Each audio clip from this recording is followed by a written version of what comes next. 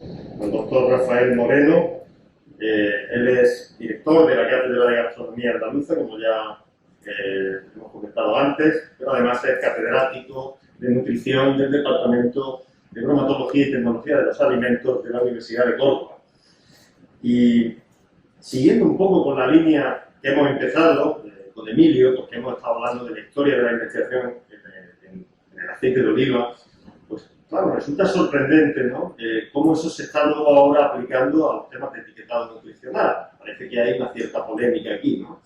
Entonces, bueno, de estas cosas siempre es bueno hablarlas y mejor en entornos controlados, en entornos científicos mejor. Y por lo tanto, para dar inicio a todo ese, a toda esa faceta del etiquetado nutricional y la información al consumidor, es para lo que contamos con la presencia del doctor Moreno. Rafael, te dejo que empieces y yo me voy a sentar abajo para escucharte mejor y verte mejor.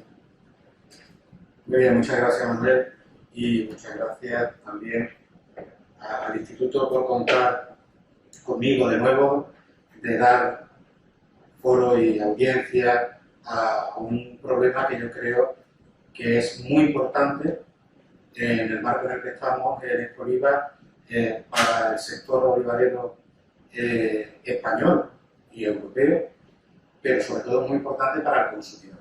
Es decir, nosotros tenemos que no perder nunca de vista que un etiquetado nutricional es algo que se elabora para el mejor entendimiento del consumidor y por tanto debe de ser un elemento favorecedor de ese buen entendimiento del consumidor. Y estamos viendo que las propuestas de etiquetado que nos están llegando pues no son las más favorables para el consumidor y voy a intentar explicarme un poquito a lo largo de la charla. Bueno, estoy viendo que la presentación se ha movido un poquito, pero bueno. Una cuestión muy simple. Los que ya tengamos canas, pues recordamos cuando íbamos con la cantarita al depósito a comprar el aceite por kilos y que llegabas allí, metías tu garrafa debajo del bidón, te abrías el grifillo, te lo llenaban, te lo pesaban, te lo cobraban y era el aceite de oliva. Era lo que había. Normalmente no había mucho donde elegir y en algunos casos, bueno, pues te podías permitir el lujo de decir, bueno, pues del pueblo de mi padre, del pueblo de mi madre, de la almazara o de la cooperativa, por aquello de que, bueno, pues era de un poquito mejor calidad, eran de las primeras prensas que salían, con lo cual los capachos de la prensa estaban más limpios, el aceite pues tenía menos defectos. Más de eso, no sabíamos mucho de propiedades, características de ese aceite de oliva. Porque el aceite de oliva, así llamado a lo largo de la historia y últimamente por la legislación, tenemos que ponerle un par de apellidos vascos o españoles, aceite de oliva virgen extra, pero no olvidemos que lo que llamaban nuestros abuelos y nuestros tatarabuelos aceite de oliva es lo que hoy llamamos aceite de oliva virgen extra, es el zumo directo de la aceituna, un método mecánico, en frío, y ese es el que hemos consumido a lo largo de la historia, esa historia de la investigación que se ha hecho del aceite de oliva que nos ha comentado el doctor Martínez de Victoria. Y digo, pues ese aceite de oliva que a partir de ahora me vaya a permitir que lo denomine sin apellido, pero que todos entendemos que es el virgen extra, pues era un producto que servía para todo. Servía, desde luego, para uso alimentario, era uno de sus principales usos, pero recuerdo que también tenía un fin de iluminación para los candiles, para los quinqués, de ahí el nombre de lampante, es decir, aquel aceite que era de baja calidad que se utilizaba para la lámpara, desde el punto de vista religioso, santo óleo, y luego desde el punto de vista medicinal, pues también a lo largo de la historia ha ido teniendo diferentes atributos, que sí, como ungüentos, como purgantes, como apósitos sobre las heridas, incluso tenía pues, una conceptuación de afrodisíaco. Los cristianos ortodoxos orientales pues, le daban ese atributo y por eso en su cuaresma que antecede a la Semana Santa, los más piadosos no tomaban ni siquiera aceite de oliva para no aumentar la lujuria y evitar el pecado de la carne. Por tanto, es un producto que conocemos desde muy antiguo, que lo hemos consumido y lo hemos utilizado de miles de maneras, y yo casi voy a arrancar donde Emilio lo ha dejado, que es ese estudio Prelimer, que es un poquito el que nos ha dado el pistoletazo de salida. Había ya un grupo de investigación, aquí también a la doctora Rivero, que está en uno de los grupos potentes de investigación sobre aceite de oliva y salud, Y ha habido grupos de investigación que han estado trabajando sobre los efectos puntuales sobre determinadas patologías del aceite de oliva virgen extra, pero yo creo que el que ha dado el salto y la catapulta a los estudios sobre dieta mediterránea, por supuesto, pero la dieta mediterránea en el contexto del aceite de oliva en la salud es el estudio previo. Ahora vamos a poner las mismas gráficas que he puesto en Emilio, porque son las que hay, y no nos vamos a parar mucho en ello. Pero aparte de eso, insisto, hay decenas de estudios, yo diría ya centenares de estudios, que hablan de efectos beneficiosos para la salud puntuales para multitud de patologías. Recordemos que el ácido oleico, que es la principal grasa del aceite de oliva, es parte de nuestra anatomía, está integrado en la membrana lipídica del ser humano, y no se pone hasta el 40%. Hace unos años se hablaba de que el cerdo era un olivo con patas, pues quizás el humano sea realmente ese olivo con patas también. Y aquí tenemos pues, esa gráfica en donde, en principio, sobre esa dieta cardiosaludable que se propugnaba, se comprueba que la dieta mediterránea tiene efectos de mortalidad cardiovascular mucho más favorables, bien sea con aceite de oliva o bien sea con nueces, pero sobre la mortalidad total vemos que el aceite de oliva tiene un mejor efecto sobre el cómputo total de personas fallecidas durante el periodo de estudio del PREDIMED y también, muy interesante, sobre lo que sería la incidencia de diabetes.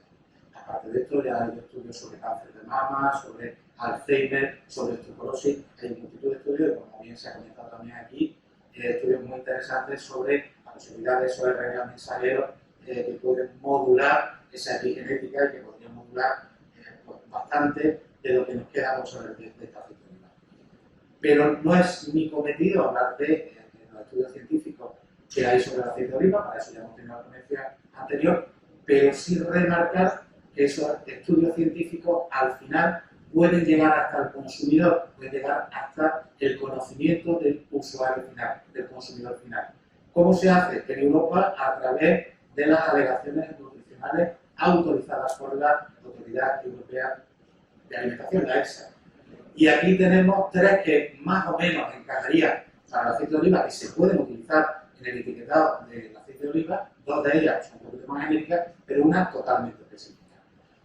La primera, lógicamente, que una dieta sustituir grasas saturadas por insaturadas va a mejorar los niveles de colesterol sanguíneo, lo cual eso lo podríamos poner en toda grasa insaturada, que alimentos ricos en grasa insaturada que pudiéramos consumir. El efecto de la vitamina E como protector frente al daño celular oxidativo, pero el más específico es el que nos dice que los polifenoles del aceite de oliva, entiéndase aceite de oliva virgen extra, porque el aceite de oliva, como tal denominado por la legislación española, tiene unos contenidos bastante más bajos de estos polifenoles, pues contribuye a la protección oxidativa de los lípidos y por tanto va a mejorar nuestra salud cardiovascular, además de muchos otros efectos.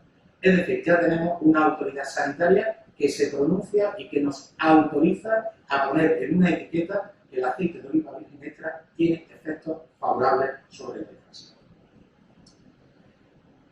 Lo divertido de todo esto es que raramente vas a encontrar una botella de aceite de oliva en que te ponga ese tipo de alegaciones nutricionales. Tienen que solicitarlo, tienen que ver cómo se ubica. Yo creo que el sector también ha estado mirando hacia otro sitio y no se ha dado cuenta de que es un reclamo importante de salud frente a muchos otros tipos de grasas. Por supuesto, ese tipo de alegaciones nutricionales son voluntarias y la Unión Europea lo que se está moviendo más en buscar unos sistemas que de forma genérica al consumidor le den una información nutricional general más veraz. ¿De qué manera? Pues intentando que esto se convierta en obligatorio, de un método voluntario, cambiando la posición de esa información nutricional, que actualmente la tenemos en la parte trasera de los envases para que vaya a un etiquetado frontal, y luego, pues lógicamente, que no sean unos numeritos que necesitamos con una lupa y luego saber un poquito de nutrición para saber qué significa. Es decir, buscar una iconografía que sea fácil de interpretar por parte del consumidor. Y esto nos va a permitir que el consumidor tenga la capacidad de elegir los alimentos que considere más favorables. En este sentido, el Ministerio de Agricultura, Pesca y Alimentación en el año 2019 estaba muy preocupado por el tema de la información que se le daba por la etiqueta al consumidor hizo una encuesta, un pequeño barómetro, en el cual podemos ver que el etiquetado pues, prácticamente está al mismo nivel en cuanto a la importancia que le da el consumidor a los aspectos nutricionales que aparecen en los alimentos. Prácticamente si ve las barras que están todas de forma similar y se consigue un aprobado alto. En cuanto a la facilidad o dificultad que tenemos para interpretar ese etiquetado nutricional que aparece por detrás en los alimentos envasados, pues encontramos que de forma genérica estamos por encima del 5% del 50% de personas que consideran que es fácil o muy fácil interpretar ese etiquetado nutricional. Al menos la mitad de la población considera que es fácil interpretarlo. Y además, cuando hablamos de la mitad de la población, sin distinguir por edades y sexo, porque en algunas ocasiones podemos tener este tipo de sesgo en cierto grupo de población que lo entiende y otros no. Si veis, es bastante homogéneo. Con lo cual, bueno, pues la preocupación está ahí, pero tampoco es tan decisivo. Y en cuanto a si es importante para ellos ese etiquetado nutricional, pues la respuesta mayoritaria es que sí, estamos hablando de más del 90% de personas que consideran que el etiquetado nutricional es muy importante y de nuevo vemos que por edades y por grupos de edad y por grupos y por género prácticamente no hay ninguna diferencia. En cuanto a qué es lo que más le preocupa a un consumidor de ese etiquetado nutricional, al final nos quedamos con un triunvirato muy característico que es grasa, azúcar y carbohidratos. Está muy orientado a la pandemia, que no es la del coronavirus, sino la de obesidad que está padeciendo pues, todas las sociedades desarrolladas y ahora ya diríamos que prácticamente todo el mundo. Hemos puesto el foco en los elementos que pueden ser más perjudiciales para mi salud cardiovascular, fundamentalmente, y fundamentalmente también para reducir el exceso de peso. Por tanto, esos son los ingredientes fundamentales. Digo esto también para que entendamos que luego a la hora de trabajar en esos etiquetados nutricionales, pues es donde se está poniendo más el foco, donde se está poniendo más el interés. La Unión Europea desarrolla un reglamento para lo que sería la facilidad del consumidor de entendimiento de la información que aparece en el etiquetado, y hay un artículo del 35 donde se habla de que se puede utilizar un sistema para evidenciar de forma más fácil la información nutricional para el consumidor. Estamos hablando del etiquetado frontal al consumidor. Luego entraremos a desentrañar un poquito más este reglamento, sobre todo en lo que afecta al aceite de oliva virgen extra, pero ahí ya vamos viendo que tiene que tener un carácter científico, que no puede inducir a engaño al consumidor, que debe de resultar de una consulta de amplio abanico al grupo de población, que tiene que ser fácilmente comprensible, que debe de aparecer el aporte energético y nutrientes de una dieta. Remarco todo esto porque luego veremos si los etiquetados que me están proponiendo cumplen o no cumplen. El consumidor medio debe comprenderlo, que no debe ser discriminatorio y que no debe de poner obstáculos a la libre circulación. Con todo este panorama, cuando la Unión Europea intenta poner un etiquetado frontal y definir cuál es el etiquetado frontal, lo primero que hace es echar un vistazo a lo que hay en el mundo. Y lo que hay en el mundo del etiquetado nutricional es esto que veis aquí, más algunos otros que no hemos recogido. Estas son las principales formas de etiquetado. En unos países de forma voluntaria y en otros de forma obligatoria. Os voy a traer algunos de los más significativos, de los más útiles y los más empleados. El Payhole es uno de los que tiene mayor simplicidad. Yo voy a coger un grupo de alimentos y aquel que es más saludable, pues yo le voy a dar una llavecita, una cerradurita verde, indicando que este es el mejor de su grupo. El resto le pongo la etiqueta negra. Lo tenemos en Dinamarca, en Islandia, en Lituania, Noruega, Suecia. Lo tenemos dentro del marco europeo. Otro que también, para aquellos alimentos que cumplen criterios nutricionales saludables, se le da el corazón y salud, Finlandia, Eslovenia y Croacia. Tenemos el Healthy Choice, que es para ver también cuál es el más saludable dentro del grupo. Aquí lo tenemos en República Checa y Polonia. Y luego están sellos en los que se pone la alarma, la alerta, en cuando alguno de los nutrientes que se componen, algunos de los componentes nutricionales que integran el etiquetado nutricional, pues excede las cantidades que podrían ser recomendables para la población. Esto, bueno, pues tenemos los sellos de prohibido, recuerdan esos sellos de stop, que por ejemplo están en Chile y que bueno, pues han tenido bastante crítica. Luego entramos en los los sistemas de tipo semáforo. Sistemas de tipo semáforo en los cuales vamos a utilizar un código de colores, normalmente el verde es más favorable, tendiendo al rojo lo más desfavorable para la salud, y en este sentido pues tenemos algunos que hacen este semáforo sobre los propios contenidos nutricionales, de tal manera que estamos viendo el contenido, podemos ver incluso el aporte a una ingesta diaria recomendada, pero con la gama de colores pues vemos si es más o menos favorable. Eso mismo pero sin colores, es decir, se ha etiquetado en lo que nos indica la cantidad para una porción concreta de alimentos y lo que supone eso para la ingesta recomendada, pues lo tenemos ya en la cantidad de diaria orientativa que se está usando en España y se sigue utilizando todavía. Recientemente ha salido también el Nutriform Battery, ocupado por el gobierno italiano, que en definitiva es muy parecido al anterior y en vez de utilizar una gama de colores, lo que utiliza es un sistema como una batería que en función del nivel de carga que tenga, pues indica que tiene mayor cantidad o menor cantidad en cuanto a una porción.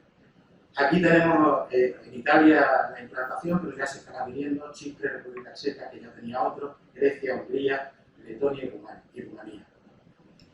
Muy interesante un elemento que es que en este tipo de etiquetado quedan exentas las denominaciones de origen y hay un cuidado especial, el gobierno italiano ha dicho que debe ponerse un cuidado especial en la cultura alimentaria, en no vulnerar la cultura alimentaria. Elemento que, como digo, tenemos que también un poquito más lejano a nosotros, en Australia y en Nueva Zelanda, tenemos el Health Standard Rating, que es un sistema parecido a lo que hemos visto, pero que además incluye de forma global, no nutrientes por nutrientes, de forma global un sistema de estrellas, y cuantas más estrellas tenga, más saludable sería todo. Y ya por fin llegamos al que se está pretendiendo, el gobierno español pretende que se imponga en España, que es el Nutri-Score. Nutri-Score no trabaja con nutrientes, es decir, internamente sí, pero de cara al consumidor nosotros no vemos ninguna referencia a los nutrientes y solamente sería como si nos quedáramos con la estrella del Health Star, es decir, nos quedaríamos solamente en una clasificación del alimento. Pero no diciendo que esto es bueno o esto es malo, sino creando una gradación del verde, que sería el óptimo con la clasificación A, al peor de la gama, que sería la clasificación B. Esta, pues, lógicamente, su país promotor es Francia, Bélgica lo cogió rápidamente y están, bueno, pues ahí intentando ponerlo de manera voluntaria y obligatoria España, Alemania, Países Bajos y Luxemburgo. Cuando la Unión Europea empieza a decir que no podemos tener diferentes sistemas de etiquetado frontal porque va a incidir en una confusión al libre comercio y va a suponer para los productores un verdadero jaleo. Imagínate que yo tengo que sacar una etiqueta cuando me voy a Francia, otra etiqueta para Alemania, estamos dentro de un marco de fronteras comunes de comercio y entonces, bueno, pues aquí están intentando ver cuál es el que se lleva cada uno. De momento tiene ventaja el sistema francés, el Nutri-Score, porque ya se ha implantado de forma voluntaria en varios países, pero sobre todo porque hay ya grandes firmas comerciales, sobre todo cadenas de supermercados, que ya lo han implantado voluntariamente, principalmente cadenas francesas. Y esto ya crea un desembolso económico, unos intereses, un adelanto con respecto a otros competidores, que al fin hace una presión, un lobby, que está influyendo también bastante en el desarrollo de cuál va a ser el sistema de etiquetado que se desarrolla.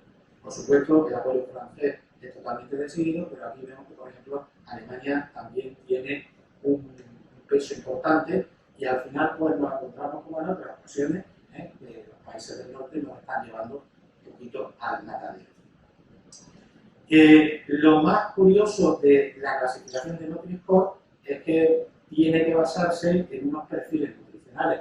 La Unión Europea, la EFSA, lleva diciendo, si yo mal no recuerdo, del año 2012, por ahí, que había que sacar unos perfiles nutricionales para Europa y por cuestiones pues, de agenda logística y de presiones políticas, al final esos perfiles pues, no se han diseñado, con lo cual hemos tenido o han tenido que recurrir para diseñar Nutri-Score a unos perfiles nutricionales británicos, que sea NPS, que son los perfiles británicos. Y bueno, pues parece un poquito paradójico después del Brexit que estemos utilizando un sistema de clasificación británico, sobre todo cuando los propios británicos no lo aplican en su etiquetado nutricional. Ellos tienen su sistema, nos han dejado ahí ese dato envenenado del sistema de clasificación y aquí en Europa pues lo hemos cogido con mucha gana. Ese sistema FSA-NPS de los ingleses, lo primero que trabaja es sobre 100 gramos de producto. Es decir, me da igual que sea un producto que yo lo tomo nada más que en Navidades, a pesar de los mantecados, o tomo esporádicamente, o un producto que yo estoy tomando en grandes cantidades. Es decir, me puede llegar a comparar, aunque son grupos distintos, alimentos tales como una bebida, que puedo tomar litros al día, con un aceite de oliva virgen extra, que normalmente no vamos a superar más de 20 gramos diarios. Es decir, aquí vamos a empezar a ver agravios comparativos en cuanto a la cantidad. Tiene un sistema de puntos, en los cuales hay unos puntos desfavorables, que digamos restan el que pueda tener una buena clasificación del alimento, que se basa principalmente en los nutrientes que están obligatoriamente registrados en el etiquetado nutricional, son la energía, los azúcares, ácidos grasos saturados y el sodio. Todo esto crea un esquema de puntuaciones, que es el que, teóricamente, aplica luego Nutri-Score. Y luego tenemos los puntos favorables. De estos puntos favorables, la FSA-NPS pues, incluye las fibras, lo cual es lógico, la proteína, que es también bastante lógico, pero luego ya empieza a mezclar, es decir, ya estamos metiendo componentes nutricionales con grupos de alimentos. Y aquí ya estamos hablando de frutas, hortalizas, legumbres y frutos secos. En principio los ingleses solamente nos hablan de esto y nos crean una clasificación para intentar decir si un alimento es bueno o malo en base a estos criterios. Con todo esto se construye un algoritmo, que lo tenéis ahí, muy sencillo. Si en la parte negativa llegamos a más de 11 puntos, pues nosotros tendríamos que aplicar una serie de criterios en cuanto a la cantidad de frutas, hortalizas y frutos secos en el alimento, y si no, directamente aplicamos la fórmula. Bueno, no es complicado de elaborar, de hecho, bueno, si a alguien le gusta la matemática en una hoja de Excel o con una calculadora, lo puede calcular sin muchos problemas, pero bueno, ya supone un cierto problema. Llega los franceses y dice, sí, vamos a utilizar FSA-NPS para clasificar alimentos y, oh sorpresa, todos los quesos franceses salen con clasificación E. ¿Y ahora qué hacemos? Si los franceses consumen mucho queso y exportan mucho queso, aquí tenemos un problema grave. Pero es que el queso es muy rico en calcio y una de las principales fuentes de calcio para los franceses resulta que va a ser el queso. Entonces, ¿qué ocurre? Pues que crean una pequeña trampilla, esas pequeñas salvedades que tiene Nutri-Score, en el cual le pongo una coletilla. Oiga, si me paso de puntos negativos de 11 y es queso, no le aplico la fórmula correctiva, sino que me quedo la fórmula más favorable. A pesar de eso, los quesos siguen quedándose en proporciones, sobre todo E y C. Pero bueno, han conseguido salvar un poquito los papeles. Otro problema, resulta que voy a clasificar y el agua se me quedaba por debajo de los refrescos. ¿Cómo voy a decir yo que el agua es menos saludable que los refrescos? Solución salomónica, el agua siempre es A, le da igual. El agua lo vamos a clasificar como A y yo lo aplico algoritmo. Bueno, vale, estoy de acuerdo. Es la mejor bebida que podemos tener. Pero ahora cuando voy a clasificar la bebida, resulta que me encuentro con un rango muy estrecho, en la que casi todas iban clasificadas con las mismas puntuaciones, con lo cual no me permite abrir una gama y poder tener de la A a la E. Pues nueva solución que arbitramos. Vamos a crear un grupo especial para la bebida y la bebida vamos a llevar una clasificación completamente distinta. Y con eso conseguimos ya un abanico más amplio en el que la A solamente va a ser para el agua y el resto de las bebidas vamos a ir dando un poco de cuartelillo. Fijaros que de las tablas originales pues hemos pasado a unas tablas más complicadas en las que vamos metiendo columnas más. Con cosas tan aberrantes como esto. Es decir, una Coca-Cola, cualquier refresco, no estamos hablando de marca, Coca-Cola, que se cola, la que queráis, cero, va a estar clasificada con B, recuerdo lo máximo de refrescos, porque la A se queda para las aguas y sin embargo el aceite de oliva hasta este momento se queda con categoría D, aceite de oliva virgen extra, categoría D. Bueno, pues vemos que las grasas, todos los alimentos que aportan grasa en la dieta, todos sin excepción, se quedaron con clasificación E. Volvemos a tener un problema, aquí ya hemos metido en un saco a todo y habría que intentar hacer algún tipo de ajuste. Bueno, pues hacemos un nuevo ajuste en el que vemos la proporción de ácidos grasos saturados respecto a la grasa total, es decir, empezamos a hacer pequeños arreglos y algo arregla, pero algo arregla hasta el punto de que no salen clasificaciones A y B, se quedan del C a la E. Es decir, se ha hecho un intento de arreglar algo de las grasas, pero no se ha llegado a conseguir porque las categorías A y B no aparecen nunca en un alimento con contenido graso elevado. Acordaos que para las bebidas crean una tabla diferente, aquí nos crean un mixto hildero, un intento de resolverlo sin terminar de resolverlo. Con lo cual, al final, Nutri-Score se nos queda en algo tan complejo como lo que estáis viendo ahí, una tabla para puntos desfavorables en la que hemos metido 3 columnas nuevas, una tabla para puntos favorables en la que hemos metido una columna nueva, la salvedad de las bebidas, la salvedad de la grasa, y en el último extremo pues se ha dicho, oiga usted, mire, si me utiliza un aceite vegetal, le voy a permitir que en esa clasificación de frutas, hortalizas y frutos secos también se vea beneficiado. Y eso ha conseguido que los aceites vegetales, muchos de ellos, pasen de categoría D a categoría E. Tendríamos que estar contentos, ¿no? Hemos subido de categoría el aceite de oliva, pues qué maravilla, ya nos han arreglado. Bueno, pues todo esto, estamos hablando finales de los años de 1920, empieza a moverse de una manera muy latina, muy por debajo de cuerda, sin que nadie lo supiera. Aquí estáis viendo Google Trends, la tendencia en la búsqueda sobre el Nutri-Score, pues prácticamente no había nada. Cuando a mí me llega información de este tema, un compañero Rafael Rial llega también por otro lado, nos ponemos en contacto con las denominaciones de origen, concretamente con Baena, que lo tenemos ahí, y empezamos a ponernos las pilas, hay que hacer algo. Que nos están intentando volar una cosa que aquí vamos a salir muy mal parados. Empezamos a construir documentos, aquí implicamos también en una segunda fase al profesor Pérez Jiménez, y empezamos a poner encima de la mesa por qué pensamos que el Nutri-Score no nos está clasificando bien a este producto tan emblemático.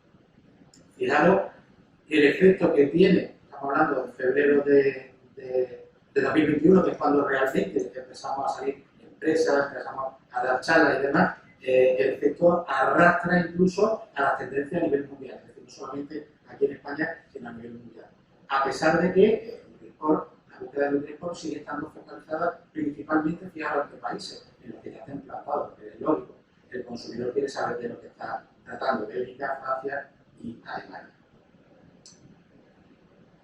Aquí llegamos ahora al boom mediático y el boom dentro del mundo científico. Empieza a haber posiciones muy contrapuestas. A mí el que lo haya en los medios de comunicación, en los medios políticos, me preocupa bastante poco, pero que lo haya en el mundo científico me preocupa bastante. En donde, bueno, pues se lleva hasta la paradoja de que se realizaron un documento a favor del Nutri-Score, otro documento en contra del Nutri-Score, y hubo científicos que firmaron los dos. O sea, que llegamos a tal nivel de confusión en lo que se estaba planteando que era complicado. Lo que sí es cierto es que los propios creadores del algoritmo Nutri-Score reconocen que existen fallos y que hay elementos que no quedan bien clasificados, y que aunque parece que la bulla ha bajado un poquito, tenéis aquí la última publicación en expansión de 15 de septiembre de 2021, donde todavía se sigue hablando de el disparate que puede ser para ciertos alimentos utilizar Nutri-Score. Porque en pura lógica, lo primero que tenemos que tener en cuenta es que si esto es clasificación A, es agua, yo podría pensar que bebiendo agua nada más estaría perfectamente nutrido. Es lo que me está diciendo Nutri-Score, ¿no? Si esto es A y esto es bueno, yo bebiendo agua tendría que estar perfectamente nutrido. Con lo cual, este tipo de etiquetado que prioriza alimentos y los convierten en alimentos favorables puede hacer que haya un sesgo en la alimentación de los consumidores. Teóricamente, la pirámide de los alimentos más o menos refleja la clasificación Nutri-Score. Esto está sacado de medios digitales, pero que incluso dentro de lo que podemos clasificar como A, habrá alimentos que no sean tan buenos como A como B, y dentro de lo que sean alimentos clasificados como E, C y D, pues veremos que hay alimentos que son fundamentales para nuestra nutrición. Aquí os he traído algunos ejemplos, no sé si a esa distancia lo podréis ver bien, como dentro de la pirámide nos encontramos pequeñas paradojas de alimentos que están mal clasificados, o una clasificación que es un tanto curiosa. Los panes artesanos, tradicionales de nuestra cultura, son aportadores de hidratos complejos, muchos de ellos ricos en fibra, nos dan la clasificación B, las uvas, las almendras, las aceitunas aliñadas, los sofritos, que darían más o menos una clasificación B, los quesos, dependiendo del tipo, si es un queso fresco, sería C, si es más madurado será D, y así seguiríamos. Por ejemplo, estamos pidiendo patrimonio inmaterial de la humanidad para los quesos de Málaga, pues ahí lo tenemos, que también sería categoría B, y si esas sardinitas las metemos en lata, ya las convertimos en categoría C, con lo cual vemos que hay elementos que chirrían, porque lógicamente Nutri-Score está diseñado para mirar solamente una parte de los aspectos nutricionales y olvida muchos otros elementos fundamentales de nuestra nutrición que no podemos descuidar. No hablamos antes de las sardinitas. ¿Qué pasa con los omega 3? Posiblemente si hay una selección solamente de alimentos bajos en grasa, tendréis muy baja fuente de omega 3 en mi dieta. ¿Qué pasa con el hierro y la vitamina B12, que por ejemplo me puede aportar un jamón ibérico de bellota? Y ahí tenéis muchos otros antioxidantes. En el momento yo me meto en un fruto seco, aunque tengo una clasificación especial en el que tengo unos contenidos de calorías y de grasa muy altos, ya empiezan a darme clasificaciones más elevadas. Por tanto, descuida bastante otros aspectos nutricionales y se centra principalmente en lo que Nutri-Score utiliza para el algoritmo. Al final estamos hablando de esto, de una máquina de ponerle sello a los alimentos que desnaturaliza y deshumaniza lo que es el concepto de la nutrición. Y aquí os traigo un símil, una parábola, para que entendamos por qué ocurre esto. Y esto es muy sencillo. Imaginemos que de repente yo digo, quiero crear un sello de calidad, y los destinos turísticos les voy a poner un sello de la A a la E, del mejor al peor. Y digo, bueno, ¿a dónde van la mayoría de los turistas? Pues la inmensa mayoría de los turistas van a sol y playa, ¿vale? Pues todos los elementos que prioricen sol y playa, es decir, pues que tenga un spa, el que tenga acceso a la playa, el que la playa tenga acceso a minusválidos, es decir, cosas de este tipo, pues yo le voy a dar puntos positivos. Y todo lo que no esté cerca del sol y la playa, pues le voy a dar puntos negativos. Es una manera, digamos, parcial de clasificar esos destinos. Bueno, pues Córdoba con sus 4 y pico, porque ahí tenemos también el flamenco patrimonio de la humanidad, tendría directamente una clasificación B, porque aquí no hay playa, pero aquí tampoco. Y ese paraíso interior de Jaén donde se queda. Pues exactamente lo mismo en Nutri-Score. Nutri-Score ha focalizado el problema en salud cardiovascular. Estamos de acuerdo que uno de los problemas más importantes de salud a nivel mundial. Y ese es el objetivo, reducir el riesgo cardiovascular, y se ha olvidado de otros aspectos nutricionales, como si yo hiciera este tipo de clasificación y me olvidara pues, de otros elementos con los cuales podemos ir a destinos turísticos. Si yo utilizara el sello, otros sellos de calidad para el aceite de oliva, posiblemente en muchos países le pudiera encontrar ese sello de calidad que magnifica la calidad del producto, que lo significa frente a otros alimentos del grupo. Porque los estudios de los que hemos estado hablando, de los que ha hecho referencia el profesor Martínez de Victoria, son estudios específicamente del aceite de oliva virgen extra. Con otras grasas vegetales no ocurre lo mismo. Entre otras cosas, por los procesos de extracción que tiene, que eliminan parte de los componentes minoritarios, que son en buena parte lo más favorable para la empresa. Y ahora vamos a repasar esa propuesta, ese artículo 35 de la Unión Europea en cuanto al etiquetado nutricional, para ver si realmente Nutri-Score está cumpliendo lo que se pide. Lo primero que dice es que sea el valor energético y las cantidades de nutrientes. ¿Me podréis explicar en una etiqueta de Nutri-Score dónde aparece el valor energético y la cantidad? No aparece. Es una valoración y una representación de los componentes, con lo cual ya de partida, y además hay un proceso legal en marcha, porque no está cumpliendo el requisito previo del artículo 35. Pero es que luego, si vamos al desarrollo de cada uno de ellos, hombre, lo de que científicamente está demostrado después de la controversia que se ha creado aquí en España, yo creo que queda bastante en tela de juicio. El que no induzca a engaño al consumidor, hombre, si la mejor grasa que puedo consumir yo la estoy etiquetando como de normalita para abajo, creo que se está engañando al consumidor. La relación del aporte energético nutriente en la dieta no lo refleja Nutri-Score. ¿Que el consumidor medio lo entiende? Bueno, pues depende. Es decir, que una A es mejor que una E, pero tiene todo el mundo. que el verde es mejor que el rojo, lo entiende todo el mundo. Ahora, ¿eso qué significa a la hora de hacer mi compra? Eso es más discutible.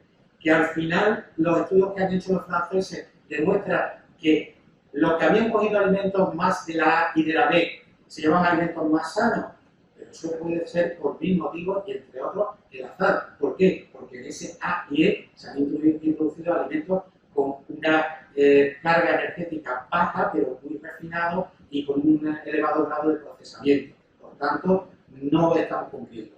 Que no sea discriminatorio, pues yo creo que se está haciendo una discriminación importante con el aceite de oliva. Y sobre todo, que va a poner obstáculos a la libre circulación, porque un producto que ya tenía un mercado y que ya tenía una fama de saludable, de repente le estamos poniendo una etiqueta que lo convertimos en desfavorable.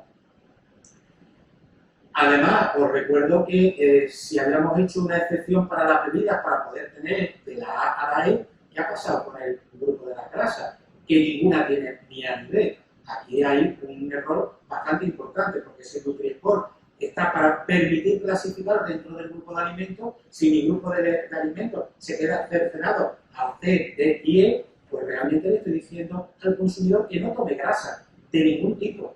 Y estamos viendo que los estudios científicos avalan todo lo contrario. Soluciones que nos propone, oiga usted que como es un monoingrediente no etiquete usted. Bueno, oiga usted que aquí en España vamos a ser tan buenos que le vamos a permitir que el aceite de oliva no le ponga a usted Nutri-Score. Y yo os digo, si vais a un lineal y os encontráis con este tipo de productos, todos con su Nutri-Score, y de repente me encuentro que el aceite de oliva no tiene etiqueta nutricional, ¿qué pensáis? Es el malo, es tan malo que no le ponen ni etiqueta, es que ya se habían quedado sin letra para ponerlo. Bueno, pues este tipo de soluciones que se están proponiendo por parte de los gobernantes realmente tienen poco sentido. ¿Hacia dónde podemos ir? Hombre, pues hay una propuesta, tuvimos hace poco una charla de la embajada italiana que están intentando apostar fuerte por el Nutriform Battery. Hombre, dentro de que no es perfecto, pues ningún etiquetado nutricional es perfecto, pues tiene alguna ventaja. El primero es que podemos trabajar con raciones, con porciones, ya no es sobre 100 gramos, por lo cual ya valoramos sobre la cantidad que estamos consumiendo. De la ración también, los italianos en algunas cosas han hecho una ración un poquito especiales, habría que también tratarla. No es lo mismo un deportista que está corriendo 3 horas al día que un señor, una señora, un niño que está sentado todo el día en su sillón. Ese tipo de porción habría que trabajarlo. Habría que trabajar un poquito también las recomendaciones que son las europeas para un ciudadano medio. Pues, un niño de 7 años, una niña de 7 años, no es lo mismo que una persona mayor de 70. Aquí también habría que darle flexibilidad. Oye, ¿por qué no vamos a quedar solamente con estos componentes? Vamos a ampliar la lista de componentes de interés. Por ejemplo, vamos a hablar de vitamina C, de hierro, ácido fólico, polifenoles y tantos componentes. ¿Qué es lo que nosotros proponemos? ¿Qué desde el sector se está proponiendo y desde el mundo científico que estamos apoyando? Lo primero, no es Nutri-Score. Es decir, mire usted, o me lo cambia prácticamente todo, aquí no me sirve. Aquí me está haciendo un paso favor, no solamente en este alimento, sino en el otro. Propuesta concreta, si usted ya ha utilizado la A para clasificación directa del agua, ¿por qué no utilizar? Ya que ninguna grasa se puede clasificar como A, ¿por qué no darle clasificación directa como A al aceite de oliva extra? Sería de recibo y sería lógica porque tenemos avales científicos que demuestran que es la mejor grasa que podemos consumir.